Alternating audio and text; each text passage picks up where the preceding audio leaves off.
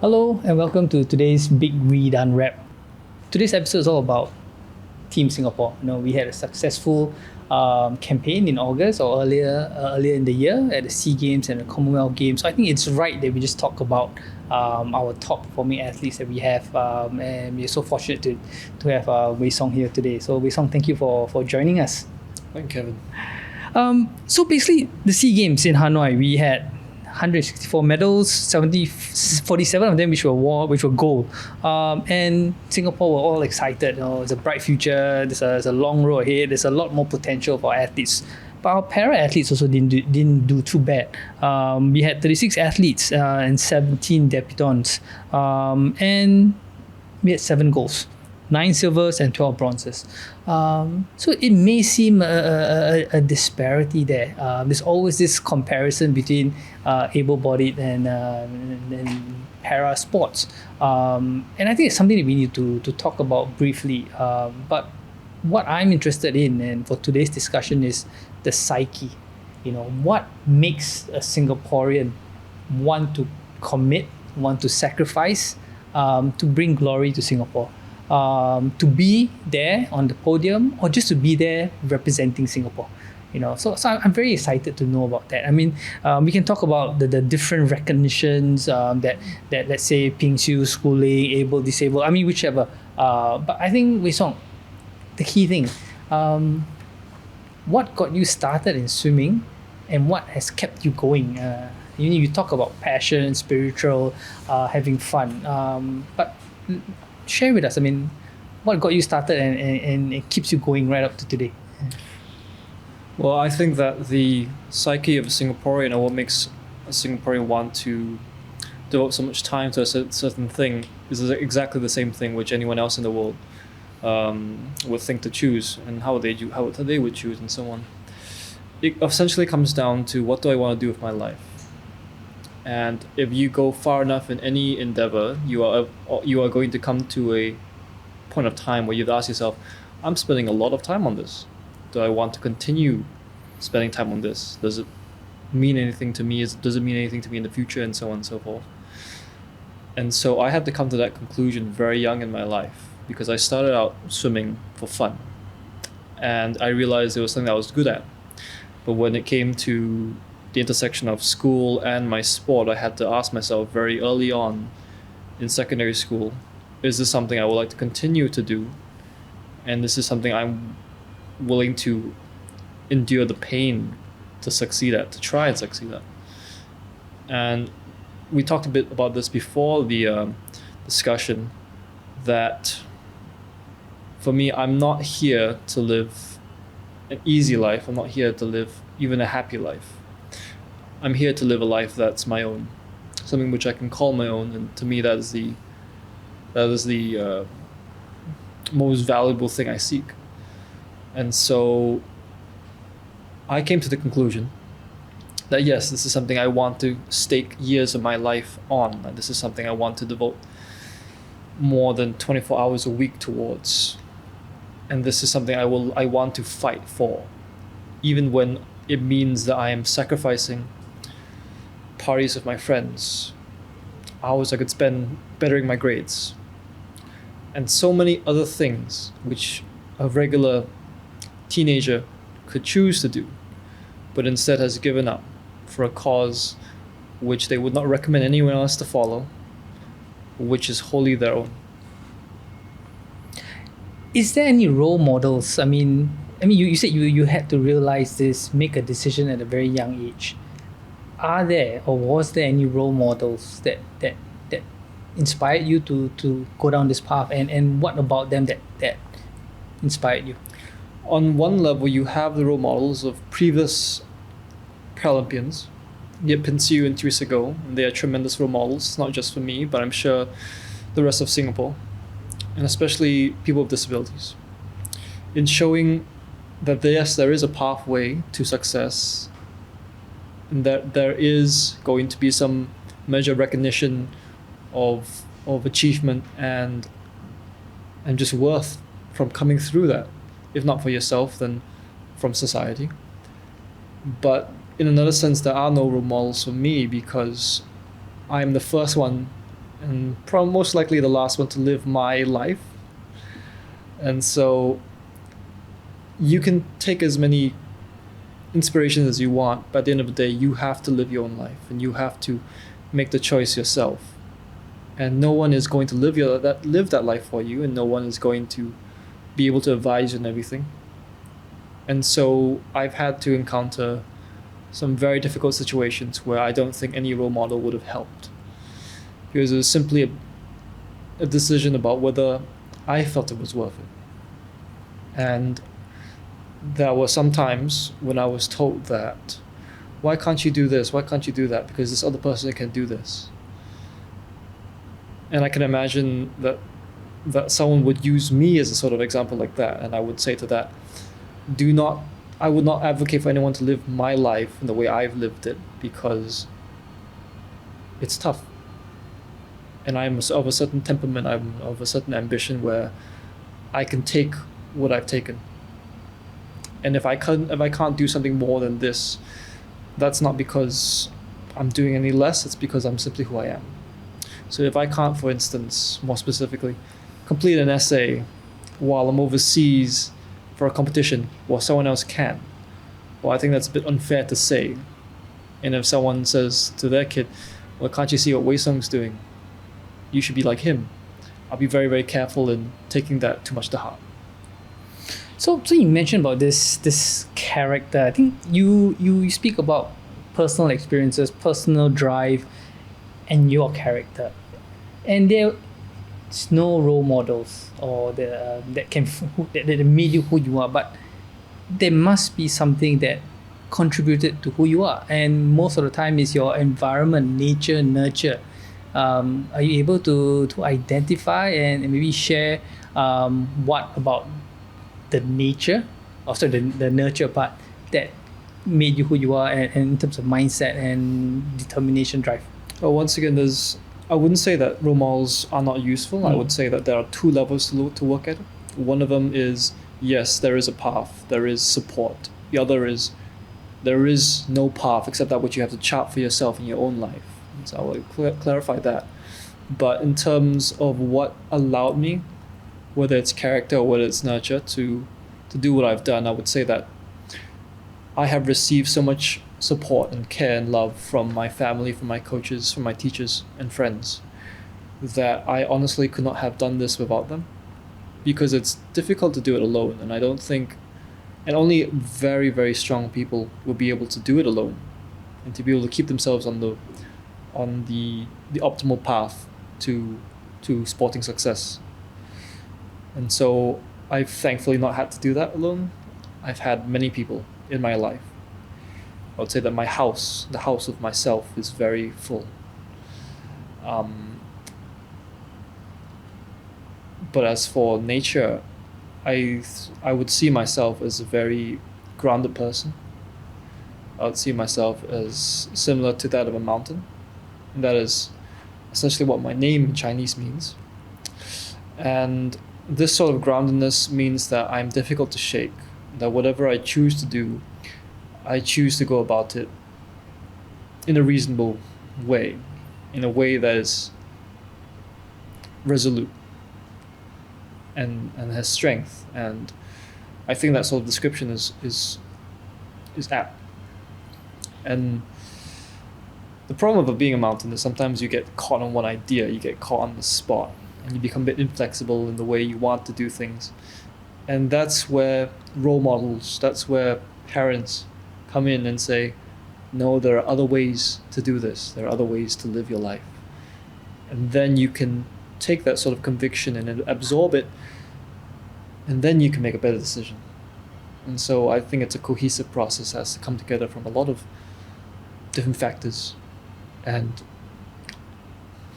so I guess the other person who's shaking this mountain is your coach, Ang Peng Siong.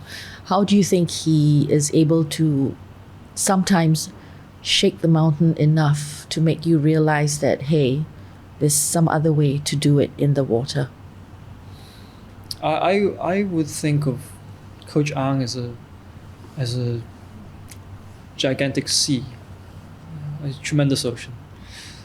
And the vastness of that ocean just reminds you of how much there is left to do. And the sea is more or less calm, I would think. It is all encompassing, which means in more useful terms is that coach allows me to see the horizon. He keeps me, because I'm already grounded, but he just reminds me that there is so much more to do. Yes, I may be the king of this mountain, but there is an entire world left to explore, to venture forth to, and that there's always something to improve on. And so I think the analogies may be beginning to fall apart here, but the relationship I have with Coach Ang is one of complete trust in my coach and complete faith of him and me as an athlete. And this is something that the legendary coach, Australian coach, Bill Sweetenham, told both of us when we visited him in Brisbane some years back. And I think we've embodied that sort of relationship, that sort of faith and trust, such that whenever I have a triumph, there are always things to improve on, but moving in a very solid, steady way. And whenever there is a failure or an expectation we fail to meet, there is always hope for the future. There's always a path forward. And so together, I think we make a great team. I have a question for ordinary people, students studying this stuff, classroom is stuff. Then they have sports training. Then that's also tough. Then it occupies a lot of your time. So where is happiness in there for you? You have to find happiness. You have to create it for yourself. No one's going to give it to you. There are two sides of me that want to answer this question. One of them is the more sympathetic side, and the one is the more cruel side. Let's hear the first one. I would say that sympathetically, we're all just trying to live our best lives. We're all just trying to have as much fun, especially when you're a kid. You're just having to have as much fun with your friends as you can, because when you get older, you very rarely look back at the bad memories or the depressions or the fights or the jadedness. You always tend to focus on the good moments, the moments that happened once and which you always will remember because of that. And so that's the sympathetic side, because go and find those happy moments, because they are the most important thing. Against everything else, I think that is the most important thing. But the cruel side is that if you want to pursue sport, if you want to pursue more than just a happy life, you want a complex life, you want, I wouldn't say a full life, but a life that's more than just hanging out with your friends, then that is going to necessitate some measure of suffering and sacrifice. But the third side of me wants to say, it's your life. Mm-hmm. So you have to take all of that and you have to say, do I still want this? Do I still want this for myself? And if I want this, but I don't want to give up my sense of fun and joy, how do I find happiness in my day and the small things that I can do? So for a long time, I used to write poems and short stories and even a novella once. And I used to do all these small artsy things. I used to go out to movies with my friends at the projector. I used to sometimes go listen to jazz live and try to bring my friends along. And it's all these small little things that are outside the paradigm of swimming and studying that give you the courage to face swimming and studying and say, I don't mind this life. I can live, because these two things don't define me. And I think the worst thing is for a child to be defined by their sport, by their schooling, to the point where there is nothing else because they've sacrificed everything else. And to me, that's not living. Because you don't think anybody can stomach just 12 years of schooling and study and swimming and letting everything go, so when they look back, there's nothing. Because when you look at what defines you, it's always the moments that bring you joy. Because that reveals what's most important to you and what you value in this world and so on. So when we talk about training, there'll be a time where training gets so tough, like you can't improve, you reach a plateau. So how do you break those barriers? How do you break that psychological barrier? Like, I can do better than this.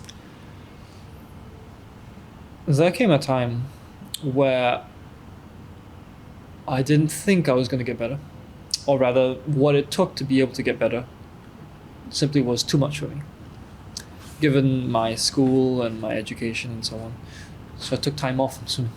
Oh, I chose to rebalance my life, because there's only so much you can do after you've sort of dug yourself into a corner before you get desperate. And sometimes at that point, it's better to retrace your steps, take time off to reevaluate what you want, and then go back into it with a fresh set of eyes. And so I don't like to tell people to just brute force it. I don't like to tell people to just take it on the chin, because there is a point, because not everybody is built the same, and not everybody is going to be able to tolerate that sort of punishment and suffering. And sometimes you really have to just step back and say, I'm a human being, I can't do this. It doesn't mean I will never do it again, but right now I just can't do this. Because, and especially I think in Singapore, the life of an athlete is usually quite short. If you don't do well enough before the age of 18, many people quit. Essentially, the attitude is that you will quit if you don't make it to the SEA Games by 18. Because otherwise, why would you want to struggle through 2 years of NS and just have that progress be cut? But this is simply how a lot of my friends feel. But there is so much longer runway of them continuing through NS and after NS that they can pursue. And you see a lot of the American athletes, a lot of the Australian athletes continuing on into their late 20s, even their early 30s. And there is proof that there is a very long runway in sport. And so I don't see taking breaks as the end all of things. The problem is that there is this sort of attitude, there's this sort of assumption of, if I stop this rolling boulder, it's going to break apart and it will never come back. But you can always roll down the hill again in 6 months' time, in a year's time. And honestly, I think that will be so much more humane for a suffering teenager to do than to continue on this path which is causing you so much pain, to the point where you may just give up on your sport or school entirely. And so I would say it's better to just take a break and come back to it when you feel better. It sounds like it's more of a mental strength than anything else. A lot of people, when they give up, they refuse to start all over again. So how tough it is for you, if I were to have it over an index 1 to 10, for you to take a break and for you to start over again and be better? Well, if it came to the point where I absolutely could not continue due to just how much I detested either swimming or studying, then I think I would be quite confident in being able to come back, because I've proven that with clear state of mind, a happy disposition, and this more time to have to live, I can do well in my sport. I can excel. So I'm not too worried if I take a year off that when I come back, I'm going to lose time. I'm speaking of this as if I were still in school, secondary school, because when I got out of I took a break when I was 18. When I was 19, I came back and I put all my effort into it, And that's why I won my first medal at the Commonwealth Games. So it proved to me that it was the right choice.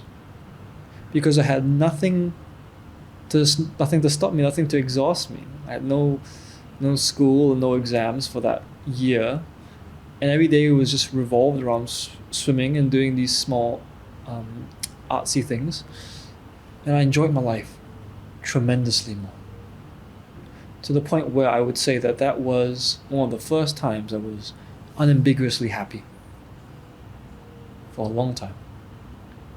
So I was there when you won your first silver medal at the Commonwealth Games. What was you talk about you took a break, going there totally refreshed, and you did well. But it's slightly different when you went for the Commonwealth Games this year. So were you just as fresh, just as excited, or you are now the defending champion, or you were the defending, you to defend the silver, or even go for gold? So I don't think you could have gone there carefree. You had something to prove. Yes or no? I mean, do you have something to prove? And how do you manage a second round at Commonwealth Games? Well, at 2018, I was a bronze that I Okay. got. But my own personality is such that if I try and overthink things, I will mess things up. So if I go there with the attitude that I'm going to try and defend or attack anybody, I think I will start to overdo it, and I know this about myself. So, and moreover, the only thing that I really care about when I go to these sorts of games is doing better than I did last time. Doing good on all the training and sacrifice I've paid off in the pool. It doesn't really matter to me that someone else is there.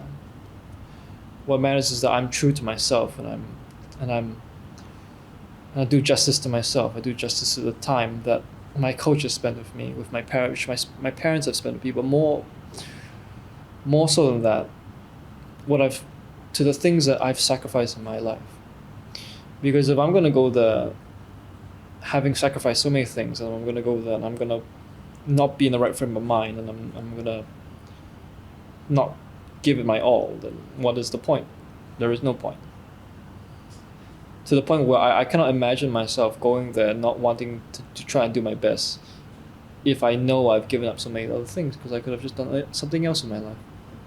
I could have traveled, I could have gone to a lot more events, could have made a lot more friends, could have written a lot more. So the only reason why I go there is because I'm there to live my life in the way I want. So we talked about different sports, you know. So you have shared with us the sacrifices, the mindset, the fun, the wanting to achieve what you set out to achieve. But there are a lot of other athletes who are struggling, you know, trying to qualify for the next major games, Commonwealth, ASEAN, or even the Paralympics, for example. And they are struggling. They have to fundraise on their own. They have to get their own coach. They have to work, but they still keep doing it. What has been your interactions with other athletes and for our audience? I mean, the struggles that other athletes go through, and how have they overcome it? I mean. You talk about family support. I think, is that the key thing, or it's all boils down as an athlete? I mean, every athlete has an X factor, you know, that drive, that mountain. I think that was very apt. Is that the main thing that every athlete has, or do you see certain kinds of athletes with certain characteristics relating to sports, age, male, female? I think that fundamentally people are very opaque to one another, and that I honestly don't understand a lot of other people. But I think this is okay. I think most of the time, most of us are more than willing to just fill in the gaps of what we don't know about other people, and to say, oh, I know this person, even if we don't really know what they're going through and what drives them in life. And even if I explain to you what drives me, it's still very different from what I actually have to go through to get from A to B and so on. So with other athletes, on one level I can understand them. On another level I cannot. And what I mean by that is, what works for me is not going to work for them.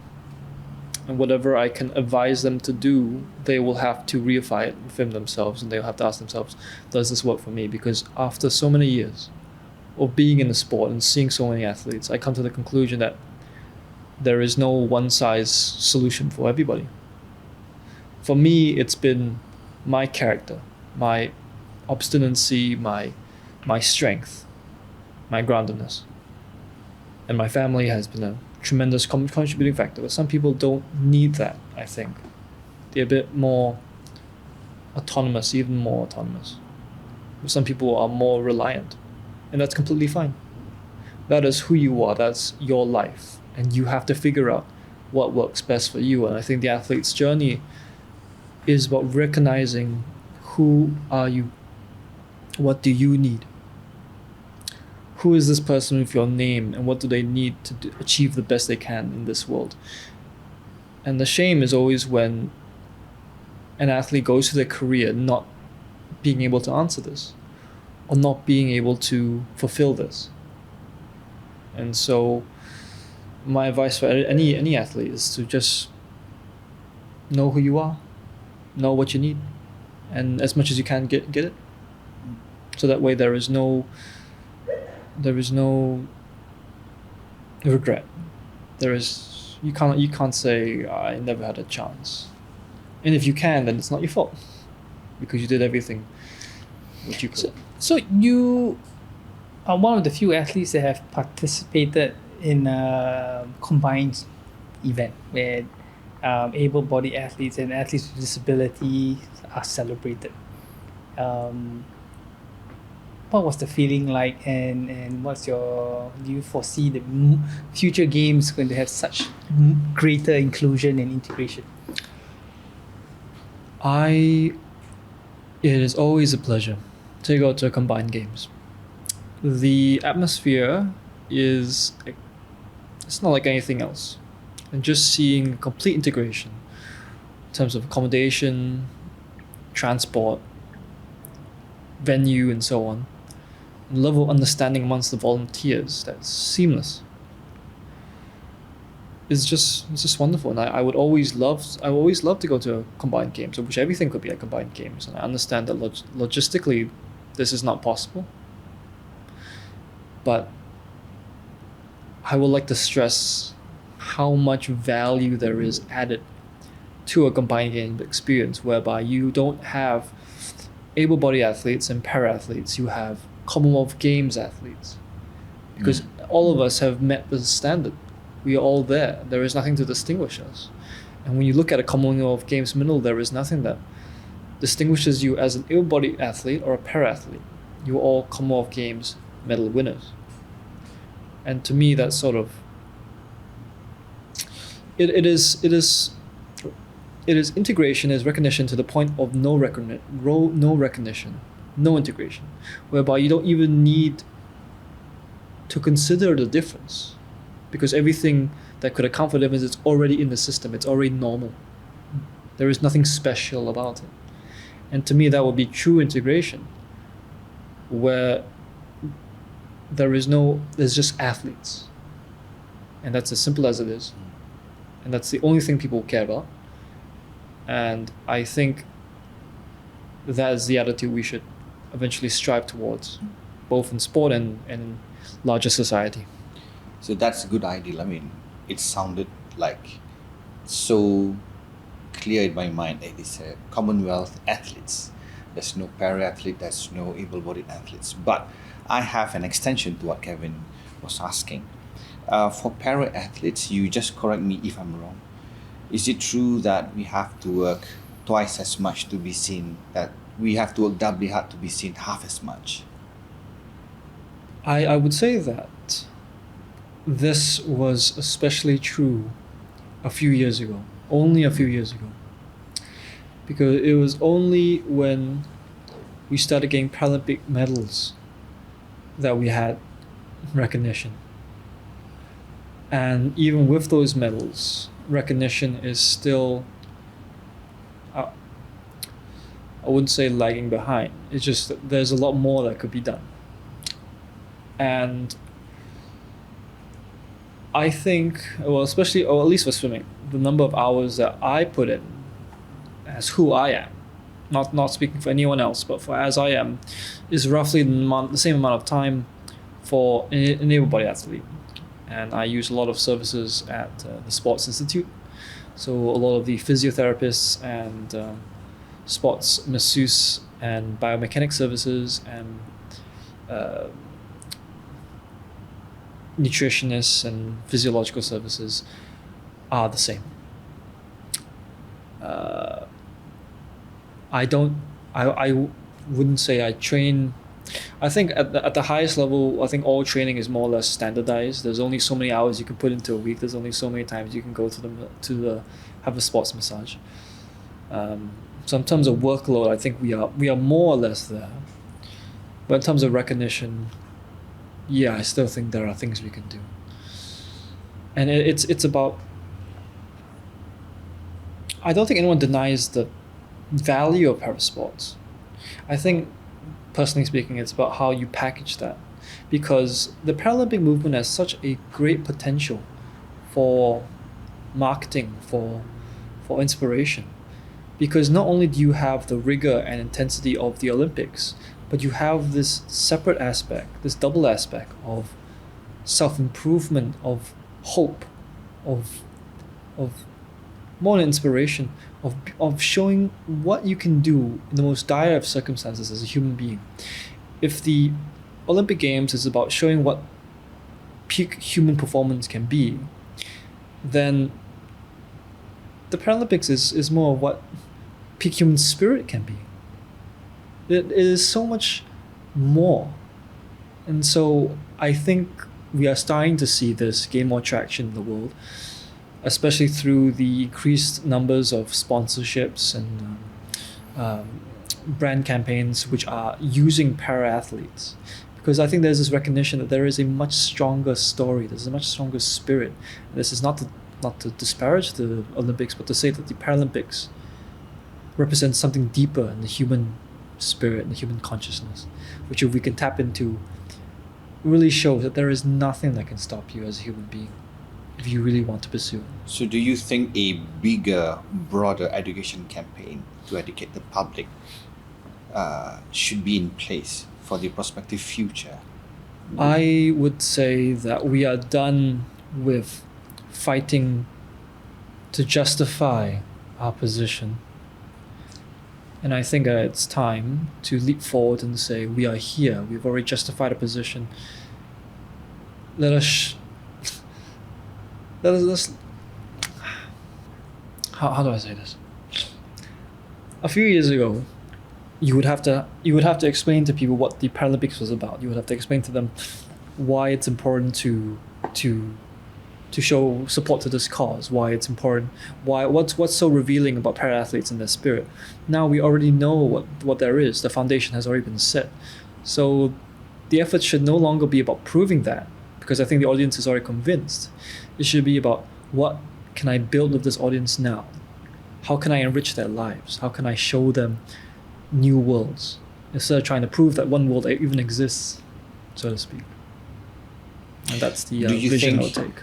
The public perception, or do you think the public needs help on how to look at para athletes?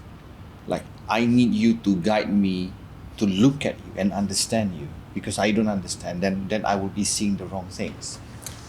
Will that be a hand-holding guide for us?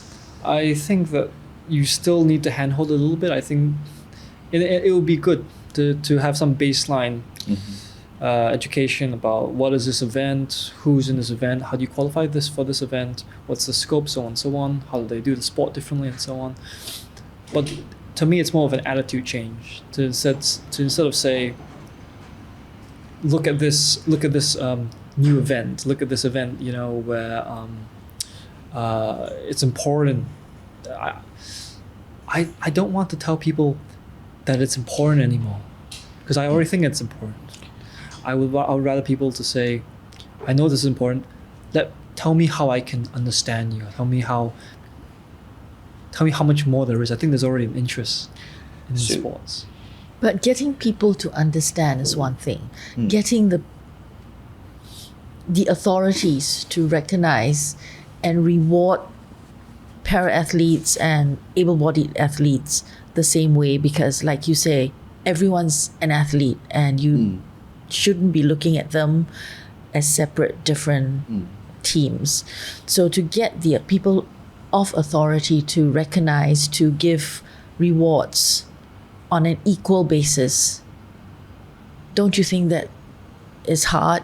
Because if they don't do it, I think why I hesitate here is because this is a very complicated issue, which I don't think I can solve in a few minutes of a discussion. And I'm sure the government is aware of this. I'm very sure that they have thought about this. They have discussed it. They have gone over through several solutions. But how do you apply something that is intangible? How do you change something that cannot be caught, so to speak? So I hesitate from making too strong a statement because I know how difficult it is from a policy level to affect this change, and how quickly are you going to affect it on a generational time scale, on a decade-long time scale. And to think of all the KPIs, to think of all the organization bodies that have to come together to make this thing work, it is a headache, just as I sit here and give it 10 seconds of thought. I think it's still a technical issue. I think the education campaign should begin with the authorities. Then if they don't get it, then we will never get it until it has to be made simple enough for them so that the rest of the public would understand. I think it has to be simple and it has to be on the ground and it has to be for them first. Then we are able to see everybody as an athlete, not an able-bodied athlete and a para-athlete. And I think we should all break those walls and see them as one person. I think one off the top of my head, I think one thing that would be easiest to implement, but also tremendously effective, is simply ubiquity, and being able to see just as many ads for a para-athlete as you do an able-bodied athlete. To see in the news roughly about the same amount of coverage as you would for para sports as able-body sports. To have the same sort of celebrity status, I suppose, for able-bodied athletes as you do with para-athletes, with all the goods and bads of that. Just seeing, when you have ubiquity, you have familiarity. You'll see the same group of people day in, day out. They become less other to you. You become closer. And therefore, the closer, the tendency is to want to understand these people more, to take more interest into their lives. And so I think that's a very, I won't say simple, but straightforward thing we can do in the short run. And to me, the question is never, is that going to be an inclusive and integrated society? It's whether, is that society going to come in 50 years' time, or 40 years' time, or 30 years' time? And me as a role model, as an athlete, as someone who wants to give back to the community, the question to myself has always been, can I accelerate that? Can I shave 5 years off of that society, which I believe is always going to come, but has not yet. So if we take a few steps back to the parents, I think the family nucleus is as important in encouraging, in inspiring, in molding, in providing the support. What's your advice? I mean, you have a very, very strong home support. What would you say to a parent, mom or dad, with a child with disability or just an aspiring athlete? What would you say to them and advice? I would say that, firstly, I believe that athletes should give back to society, and that's why I have rarely taken a sponsorship or sign a contract that does not have in it some aspect of giving back to the community, of collaborating with the community, of giving back to the same society which has allowed me to accentuate all my gifts. So one of the things I've done is, whether on my own or in collaboration with an organization, is to conduct talks to parents, to school children, to people with disabilities. Because there is so much, I feel that there's not enough hope for a lot of people. A parent has a child with disability and they ask themselves, is this human being going to be able to take care of themselves when I'm no longer around? And to them, that is the most critical question. And they don't know. And sometimes it's very difficult to tell, especially when you have someone with a very rare condition. How do I get myself out of this? How do I take the best options possible? Because of course you want the best options. You want the best chance for your kid to succeed. And that is where I feel, I would say to parents, there is hope. Look at me, look at Pinsy, look at Teresa. Look at the system which we have benefited from. If you take up a sport, you will see success. You will see support for that. Moreover, sport in of itself is such a enriching activity. It reminds you of what it means to be alive, because it constantly asks you, what do you want out of your life? And it rewards you for time you put in. And it teaches you who you are, what your body's like, and so on, and so forth. So yeah, essentially it's hope. And for me, throughout my career, I would like my career to stand as a testament to hope, to that idea that you can make something of yourself. And more than that, you will actually make something of yourself. Nice. So on the last note about your career, what's the next lap going to be for you? I think at the beginning of this discussion, I mentioned that I'm motivated essentially by myself. I only do things if they make sense to me, and if they bring value to my life, and they justify the effort, the sacrifice I've put in, and I have to choose to sacrifice all those things. Right now, I still think that it's worthwhile to go for Paris 2024.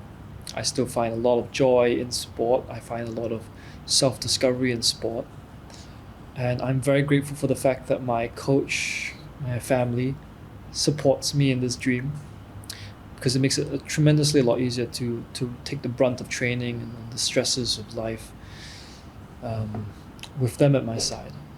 And so I think I would continue to train to Paris 2024, and maybe after that to Los Angeles 2028. But we'll take it one step at a time. But fundamentally, I have to own this life. And every step of the way I have to say, this is my life. Whether it's difficult or easy, whether it's fun or terrible, this is my life. And so I can always be proud of that. I mean, thank you so much for taking the time and sharing with us. I think it's amazing to know, and this is something that we've been covering in our Big Read. It's the mindset and the psyche, and thank you so much, Wei Soong, for opening up and it's giving us that insight. And I think it's quite inspirational, and it does get people thinking, both parents, government, and athletes themselves, and those with disability. Thank you for making the time. Thank you for having me.